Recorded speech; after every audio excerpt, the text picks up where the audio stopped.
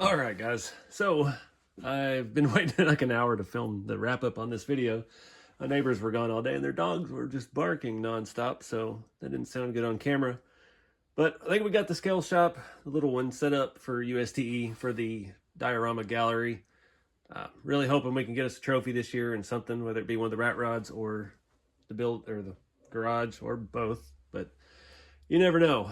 I mean, I only know a few people have sent me stuff saying they were building shops. I think I talked to Rob earlier. He said he knew of, I think, 8 or 10 that were coming. So we'll see what actually shows up. There's probably going to be some people come out of the woodworks with some awesome stuff. But like, if you remember back, this whole build is on the channel. I built this after UST last year. I didn't know they were doing a scale garage gallery, but I quit my job and didn't have a place to have the big shop for a long time. So I built a little one to film in and have as a backdrop. So that's why mine is only 3 sides, because was made to film in. So I'm sure that, I mean, I've seen people build full like gas stations and things like that. So there's not one way to do it. There's not a wrong way to do it or a right way to do it. And, you know, mine has to match my theme, my style. So yeah, let's go over some of the stuff we've got done. I did a lot of little weathering projects. My hands are filthy still, but pretty excited about some of this stuff. So let's take a look at it. So back at Texas Crawl Fest last year, my buddy Rick gave me this little work table. It's all handmade. It was bare wood. It has a working LED in it up here in the shop light. It's got batteries underneath. Batteries have died. I'm not going to replace those right now. They're LED, so and that doesn't go with the theme. I'm trying to keep this somewhat vintage. I mean, we've got some stuff here from the 70s. Some of it's pretty dated looking, but I don't want it to look any newer than that, so we don't want to have an LED light. These lights in the top of the shop are halogen. They're super hot and super warm, and that gives us this nice warm glow we've got. So up on top of the table, we've got a snap-on little work pad, some kind of air compressor thing I weathered. We've got a RC4 drive scale V8, intake manifold I've weathered, a little work pad with some tools and stuff laying around. On the bottom, it's got a 3D printed ammo can. I use that carpet tape. It's super thin and super sticky, and I kind of just attached a lot of stuff down to make it easier, because I've got to drive halfway across the country with all this stuff. So like this stuff on the bottom is taped down, the pad's taped down, that's taped down, but this stuff's not. So there will be some setup to it once we get out at the event. So on the bottom, got the little Coke tray. I can't remember who sent me that. I think it was Johnny, I think is his name. I talked to so many people online. I feel terrible because I was already terrible with names. But people send me stuff, and I have people with questions and builds and what fits what and stuff like that I'm actually good at and I'm happy to help with. And yeah, so people send me little scale things and stuff from time to time. So that was a nice little thing, and I finally weathered it. I've been wanting to do it for a long time. Goes with the vintage Coke machine we got on the other side of the shop. The little toolbox, that's Hobby Lobby dollhouse stuff. It's full of little tools, and I just added some more stain to it. And I got us a little dustpan. There's no broom in here, just a dustpan because we lost it. Lost the broom. That's how it always goes. But I needed a little more scale stuff on the wall, so I hung up a rat rod grill. It's already patinaed. It may or may not stay through the whole trip. We may have to readdress that. I went back off after I hung it up, and I used a little metal angle, like a picture hanger kind of thing, and you can see it's already sagging. So that tape is super sticky. I used that same carpet tape. We'll see how it holds up. So working around, if you didn't see the build on this, the garage door is chained shut. This is a rusty old washing board found at an antique store. Made all the wood, everything's bolted together. It slides on a metal track. This is a 1/2-inch steel beam, solid rod. And then I've used some sewing bobbins, some steel bobbins up here, and made little brackets to hang it off of. So if we unchain it, it will slide all the way open. There's nothing behind it. There's the wall.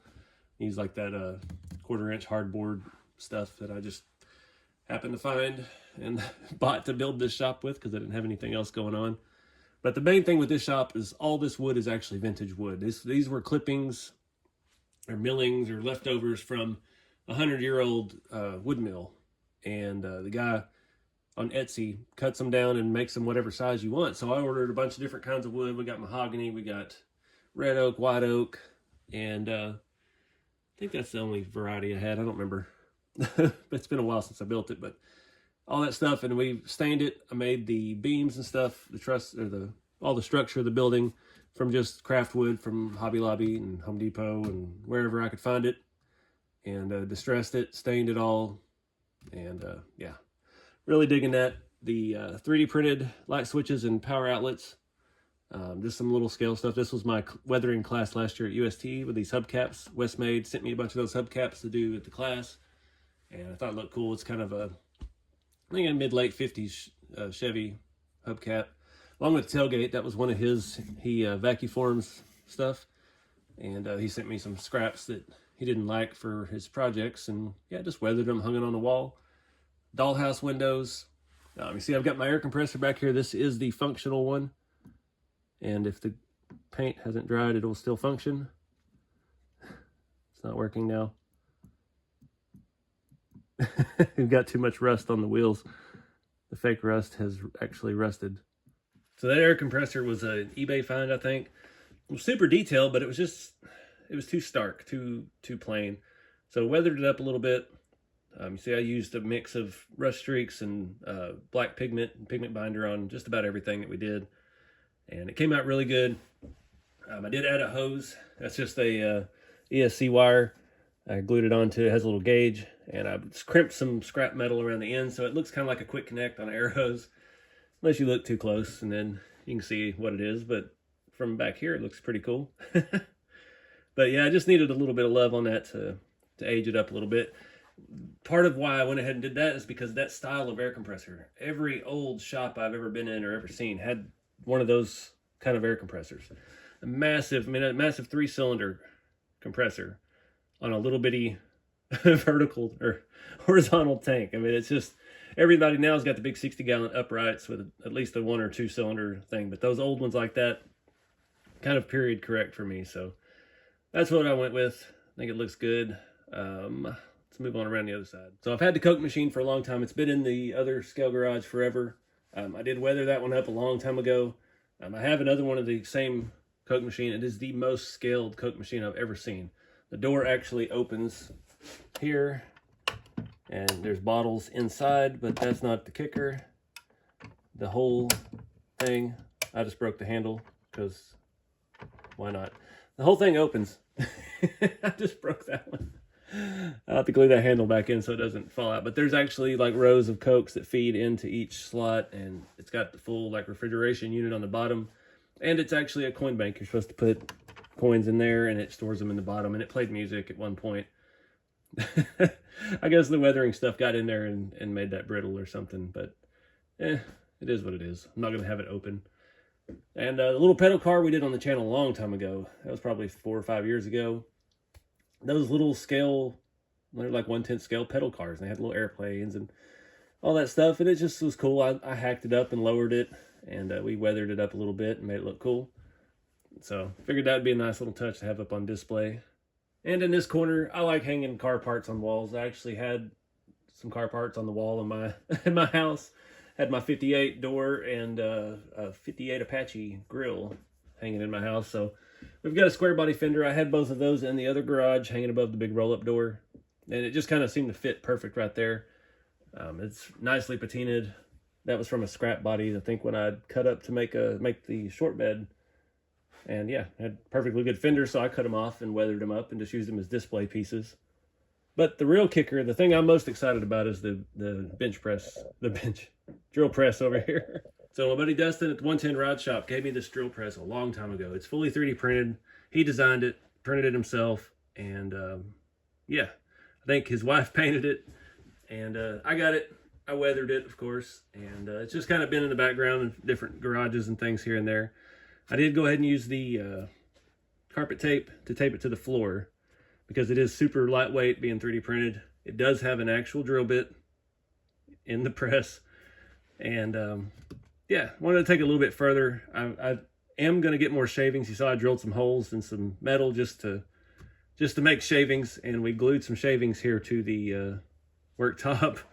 And I'm going to get some more in a baggie to take to the event to sprinkle around the floor, because that's how my real shops always were. Anywhere there's metal work, there's metal shavings everywhere. But the coolest thing was adding the power cord. So I just took an antenna cord off an old cheap cheap receiver I had, drilled a hole up in there, glued it, and ran it over to the plug, drilled a hole in that outlet. And I was trying to find, I messed up the first time. I was trying to use that carpet tape. I had a little ball of it that I couldn't get off my finger. And I was like, cool, I'll just wrap that around the cable, stick it on the box, I'll glue the whole thing together, and I'll come back and paint it black so it looks like the head of the cord. And that didn't work so well. Once I used the Cow RC glue and I spread it with the Instaset, and the Instaset completely reacted with that tape, and it just made the tape unravel and come apart. So that didn't work. So I found some other stuff. I didn't have anything like clay or any kind of modeling stuff like that. So I used this. This is some kind of sound deadening material, and I just scraped some edges of this. It's almost like a tar paper. It's kind of like Dynamat or something like that. Scraped some of that off, balled it up, put it around the wire, and I glued the wire into the outlet, and then I just kind of balled that up around it and squeezed it till it looked something like a plug. I mean, from back here, can't really tell. Zoom in, still can't really tell. So it fits the bill. Got the cord bent and shaped the way I like it. So pretty happy with how that came out. Like I said, I got a whole bunch of scale stuff. I didn't want to put one of the big toolboxes in here. I didn't want to go crazy with modern looking things. I wanted to try to keep it vintage and budget. That being said, I did try to stain the floor. It did not come out quite as I'd hoped. I don't have any motor oil. I have some somewhere, but it's not out here. So I dumped every kind of fluid I had. Brake fluid, transmission fluid. The transmission fluid actually did leave a nice stain. Once I wiped it, it actually cleaned the floor, but it left the stain where it was. So I come back with some of the black pigment and then the rust streaks, trying to darken it up a little bit. So it just looks like a mess. I mean, we could try to make it more deliberate looking. I mean, there's already stains on here from me actually working in the studio and working out of this little scale garage. I mean, if you try to make it look deliberate, but that's not a deliberate thing. When you spill oil in your shop, you don't, oh, let me make sure that's a perfect circle. It just happens. So however it happens, it happens. I'm not worried about it. We're going to roll with it. See, we've got a couple different areas down there. Fits the bill for me. I'm not gonna OCD out on that. So I don't know what rat rod I'm going to display in it. I would like to do something, you know, it kind of completes the look. I don't want to have just a big open space. I don't want to have a figure in it for the event. The only figure I've got that looks decent is Bob Ross, but I don't know. We might put Bob in here, we might not. Let me know what y'all think in the comments, but I think this rat rod's a good fit. I don't know when this video is actually coming out, so my other one, the green 3-window, is not complete yet at this time. So we'll see if we make that one, make it to USTE or not. But I dig it. I'm happy with this. I think this will be a contender in the gallery competition, I hope. I really want to win a trophy this year for something. I mean, these scale garages, I like building these. That to me it seems so easy, but it's still so much fun. And I get just the same amount of satisfaction out of building these garages as I do the rat rods. The rat rods are so in-depth and so extensive and so much more work and so much more trying on my abilities. With the scale garage, I mean, I could crank one of those out a week if I really sat down and tried, but you know, I don't want to do that because it takes the fun out of it. But I don't know. So a trophy either way, I'll be happy. If we get one in both, I'll be ecstatic. If we don't get one at all, we'll still have a good time and yeah, get to see some cool stuff and hang out with all our RC friends at RC events and do RC things. So yeah, I'm excited to go. I'm ready to go. Ready to get out of here. I've been building pretty much nonstop since we finished this shop in November. And yeah, just ready to get back to events and get out, see the country and do tiny truck stuff. But I think that's going to wrap this one up, guys. I still thinking I may make some changes to the stuff in here. I may not. I don't think I'm going to take anything out. I'm just not sure. It feels empty. It feels like there's a lot of space left. So I don't know yet. Comment below if you've got any suggestions, what you think we should add to it. I mean, do we need like a tire leaning up in the corner, or I don't know.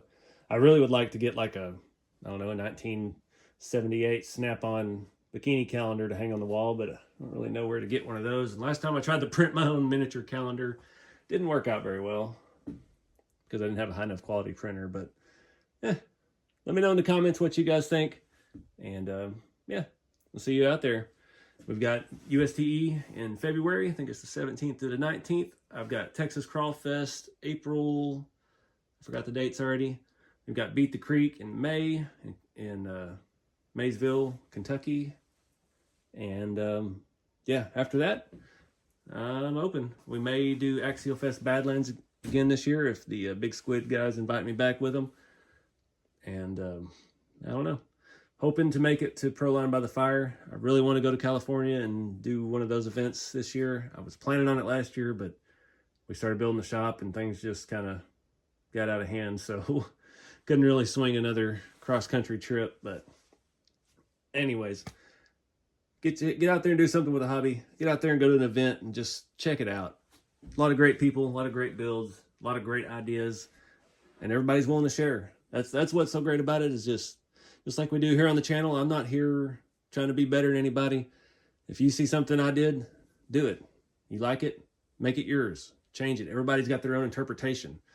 Everybody wants one of these rat rods. Everybody's trying to buy a rat rod from me all of a sudden. We got a whole bunch of new followers on TikTok and Instagram and stuff, and I don't sell these. These are here to inspire you to build your own stuff. Same with the scale garages, everything. I'm sharing my methods, my ideas. And then when I get so many people that comment and message and send me stuff, and they're like, hey, what did you do for this?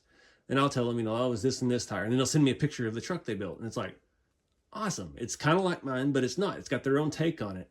So that's the stuff I love seeing. Everybody's version of a rat rod is different. Everybody's version of a crawler is different. And I like to see similar ideas to mine taken from a different perspective. And that just helps all of us grow and come up with new ways of thinking, and helps grow the industry, because we keep doing cool stuff like this. Eventually, somebody's going to start making stuff and selling it to help us along with the process.